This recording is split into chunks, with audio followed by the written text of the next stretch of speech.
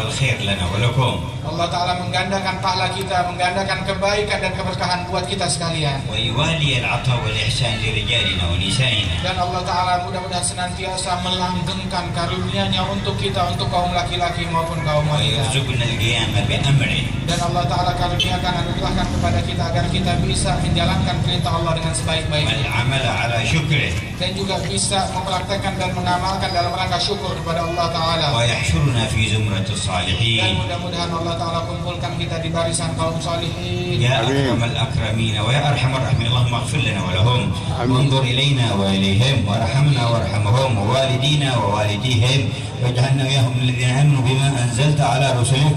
اللهم إنا نسألك لنا ولهم التوفيق والاستقامة على أربهم طريق والدخول في خير فريق.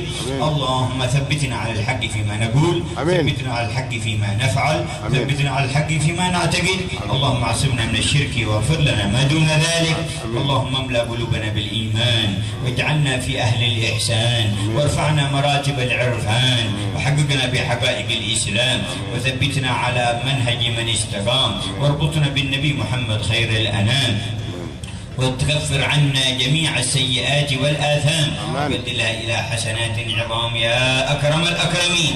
اللهم أصلح شؤون أهل آشي وتولهم في كل ظاهر وخاف بما أنت أهله وادفع البلاء عنا وعنهم وعن أهل جميع سمطرة وإندونيسيا والمسلمين في المشارق والمغارب. ادفع جميع المصائب والبلايا والنوائب ظاهرا وباطنا واجمع القلوب على ما تحب واجعلنا في من تحب واخصص أهل هذه المقبرة بفائض من الجود والإحسان وعظيم الامتنان واجمعنا بارينا إياهم في أعلى الجنان وأنت راض عنا من غير سابقة عذاب ولا عتاب ولا فتنة ولا حساب يا رب الأرباب يا قريب يا مجيب يا أكرم الأكرمين وأرحم الراحمين.